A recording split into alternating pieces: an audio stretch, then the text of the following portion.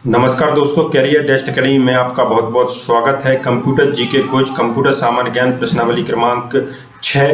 दोस्तों, यह वीडियो आपको प्रतिदिन सुबह 10 बजे प्राप्त होता है और यह video series fast study program के अंतर्गत हमने शामिल की है। तो यदि आपने अभी तक हमारा टेलीग्राम चैनल या ग्रुप ज्वाइन नहीं किया है तो ज्वाइन कर सकते हैं। इसकी लिंक डिस्क्रिप्शन बॉक्स में दी गई है। साथ ही आप फेसबुक पेज भी ज्वाइन कर सकते हैं। दोस्तों, फ्री स्टडी मटेरियल के लिए हमारी वेबसाइट career-academy.com पर जा सकते हैं। इस वीडियो सीरीज के भी आपको ऑनलाइन टेस्ट और क्विज आपको मिल जाएंगे, जल्द ही अपलोड होने वाले हैं दोस्तों। तो आइए शुरू करते हैं इस वीडियो का फर्स्ट क्वेश्चन। कंप्यूटर के संदर्भ में ALU का क्या तात्पर्य है? ALU, इससे क्वेश्चन पूछे जाते हैं, बेसिक क्वेश्चन पूछे जाते हैं। अर्थमेटिक लॉजिक यूनिट, बी इसका आंसर सही हो जाएगा। देखिए, अर्थमेटिक लॉजिक यूनिट या अंकगणित तर्क इकाई ALU कहा जाता है। यह एक डिजिटल सर्किट है जिसका उपयोग अंकगणित और तर्क संचालन करने के लिए उपयोग किया जाता है। इसे अंकगणितीय तार्किक इकाई कहते हैं हिंदी में। देखिए, CPU जो होता है कंप्यूटर की आत्मा या कंप्यूटर का दिमाग, उसमें 3 ही चीज रहती हैं। सबसे पहले ALU, दूसरा कंट्रोल यूनिट, तीसरा मेमोरी यूनिट। ये चीजें रहती हैं। ALU आपका ये रहता है।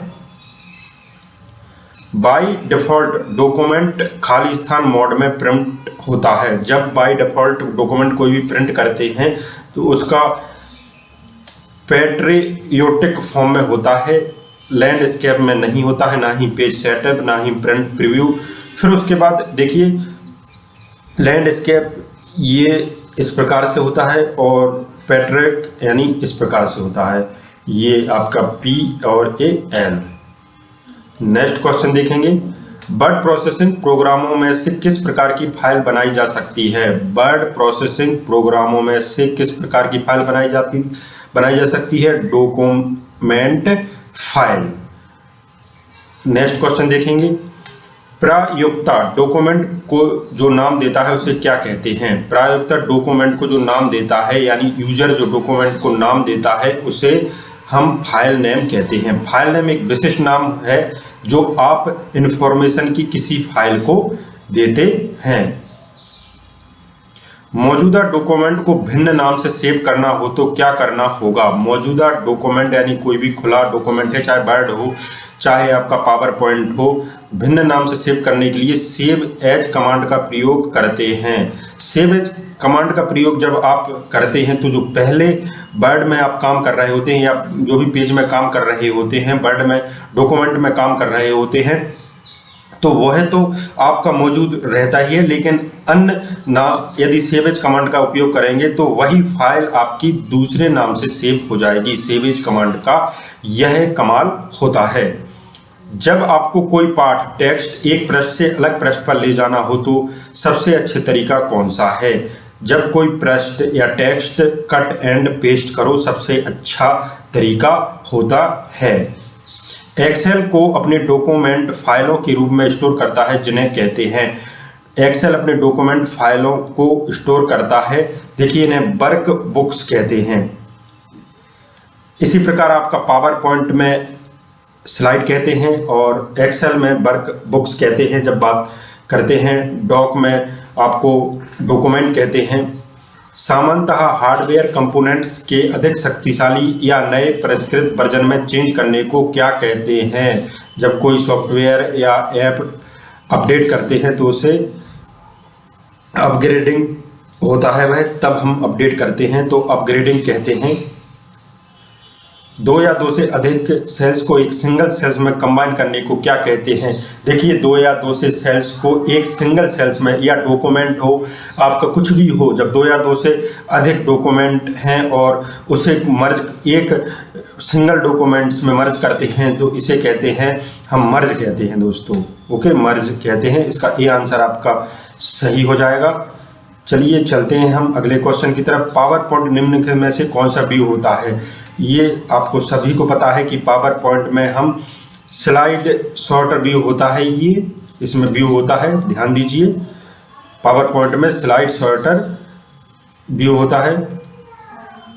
एक्सेल वर्कबुक में एक वर्कशीट से दूसरे में मूव करने के लिए खाली स्थान क्लिक कीजिए। ध्यान दीजिए, एक्सेल वर्कबुक में एक वर्कशीट से दूसरे में मूव करने के लिए किसका उपयोग करते हैं? शीट टैब का उपयोग करते हैं। एक्सेल वर्कबुक में शीट टैब का एक वर्कशीट से दूसरे में मूव कराने के लिए शीट टैब क्लिक करना होता है।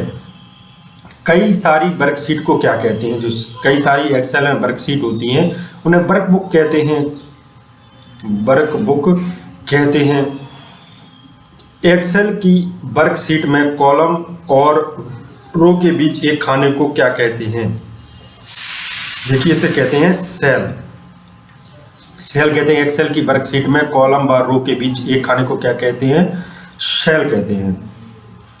एक्सेल वर्कशीट का कुल साइज होता है। एक्सेल वर्कशीट का कुल साइज क्या होता है? लो लेवल होता है। ये एक्सेल वर्कशीट की कुल साइज लो लेवल होता है। इसमें इसी प्रकार से है, इसी प्रकार से आपका ये क्वेश्चन मिला था हमें। कंट्रोल के साथ F कुंजी दबाने में MS Excel, MS PowerPoint दोनों में से कौन सा ऑप्शन आता है? कंट्रोल के साथ जो फंक्शन की दबाने पर फाइंड मेनू, ध्यान दीजिए, कंट्रोल के साथ फाइंड मेनू खुलता है MS एक्सेल और MS पावर पॉइंट में। एक्सेल में F11 कुंजी से क्या होता है? एक्सेल में F11 कुंजी से क्या होता है? ये होता है चार्ट मेनू खुलता है। एक्सेल में F माने जो फंक्शन वाली 11 की होती है उससे चार्ट मेनू आपका खुल जाता है। पिवट टेबल किससे संबंधित होती है? पिवट टेबल किससे संबंधित होती है? ये एक्सेल से संबंधित होती है। पिवट टेबल एक्सेल से संबंधित होती हैं। MICR का पूरा नाम क्या है? MICR का पूरा नाम क्या है? जो चेक के नीचे आपके लाइनें होती हैं उसमें ये MICR होता है। वो इसका पूरा नाम होता है magnetic ink character recognition. Okay, magnetic ink character recognition. EBCDIC का पूरा नाम क्या है? EBCDIC इसका पूरा नाम आपका क्या है? इसका नाम है extended binary code decimal interchange code, जिसे कहते हैं EBCDIC, extended binary code decimal interchange code. CRT का पूरा नाम क्या है? CRT का पूरा नाम कैथोड रे ट्यूब है। कैथोड रे ट्यूब CRT का पूरा नाम है। कंपेयर है। कंपेयर क्या होते हैं? देखिए, कंपेयर ये जो CPU में आपके LU का अर्थमेटिक कार्य कंपेयर कहलाते हैं, अर्थमेटिक फंक्शन। ध्यान दीजिए, कंपेयर जो होते हैं ALU का अर्थमेटिक कार्य यानी अर्थमेटिक फंक्शन होते हैं। कंप्यूटर के कार्य करने का सिद्धांत है। कंप्यूटर के कार्य करने का सिद्धांत आपका इनपुट भी है, आउटपुट भी है, प्रोसेस भी है, सभी ये कंप्यूटर कार्य करने के सिद्धांत है। कंप्यूटर में जाने वाले डेटा को आप इनपुट कहते हैं, प्रोसेस्ड डेटा को आउटपुट कहते हैं।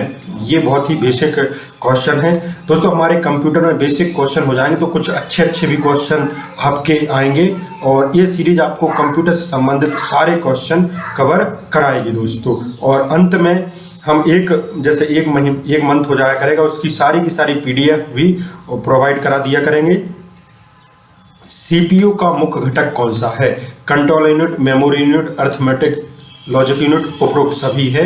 हमने पहले ही क्वेश्चन में देखा था, ये उपरोक्त सभी है। Control unit, memory unit, arithmetic, logic unit. Output देखने के लिए खाली स्थान का उपयोग करते हैं। देखिए, आउटपुट उपयोग करने के लिए मॉनिटर का उपयोग करते हैं। CD का आकार कैसा होता है? तो CD का जो आकार होता है वो तो गोल होता है, गोलमाल होता है, गोल होता है। CD जिसे फुल फॉर्म में कॉम्पैक्ट डिस्क कहते हैं। सबसे पहले CD मतलब जब हम मूवी वगैरह देखते थे सीडी से, मतलब मोबाइल से पहले आपका सीडी का उपयोग होता था। पहले तो वीसीआर रहता था, फिर आपका सीडी में बदला, फिर डीवीडी, ऐसी चीज़ें आई हैं।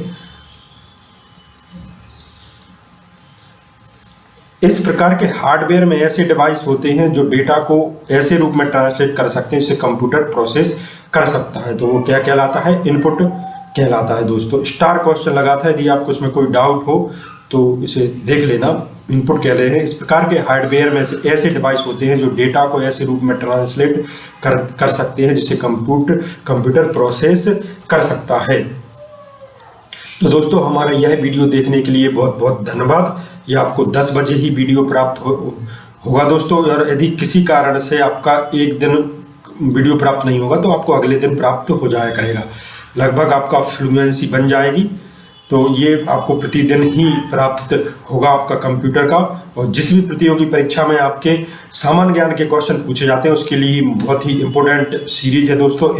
मध्य प्रदेश में एमपी पटवारी की जगह आने वाली हैं, तो उसके लिए अभी से आप कमर कस लें। तो हमारा यह वीडियो देखने के लिए बहुत बहुत धन्यवाद। Thank you.